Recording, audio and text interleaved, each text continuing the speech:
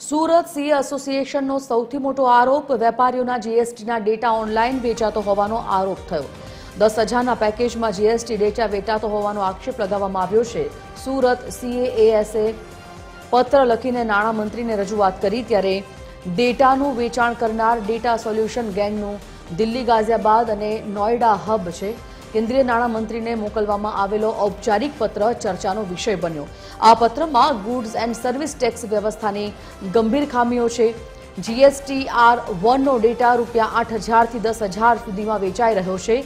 2B, 3B અને ઈ-વે બિલનો data 3 મહિનાના પેકેજ રૂપે ₹15,000માં વેચવામાં આવે તેવો આરોપ લગાવાયો છે।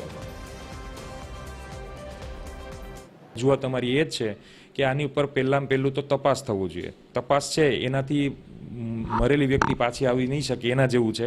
એટલે જે ડેટા લોસ થયો, જે ટ્રસ્ટ લોસ થયો છે એને તો કંટ્રોલ નહીં કરી શકાય, પણ તાત્કાલિક અસરથી જેવી રીતના વોટ્સએપ ચેટ એન્ક્રિપ્ટ થઈ છે તેવી જ રીતે AES 256 પ્રમાણે એને એન્ક્રિપ્ટ કરવામાં આવે ડેટા, અને જેવો ડેટા અપલોડ થાય એટલે કોઈને દેખાય નહીં, અધિકારીઓને પણ દેખાય નહીં, અને અધિકારીઓને પોતાના આકારણી બાબતે કે કોઈ પણ મેટર માટે જોતો હોય તો ડેટા સ્ક્રીન પર અવેલેબલ થાય, કોઈ ડાઉનલોડ કરવાની ફેસિલિટી બંધ કરવામાં આવે તાત્કાલિક ધોરણથી। આ આખું રેકેટ એવું છે કે જીએસટીના જે ડેટા છે એ આપણે રાષ્ટ્રીય સ્તર ઉપર વેચાઈ રહ્યા છે અને નજીવી અમાઉન્ટથી વેચાઈ રહ્યા છે। 8,000થી લઈ અને એના પેકેજ ફિક્સ થતા હોય છે કે તમારે 6 મહિનાના ડેટા જોઈએ છે, ક્વાર્ટરના જોઈએ છે, વર્ષના જોઈએ છે, કઈ રીતે જોઈએ છે।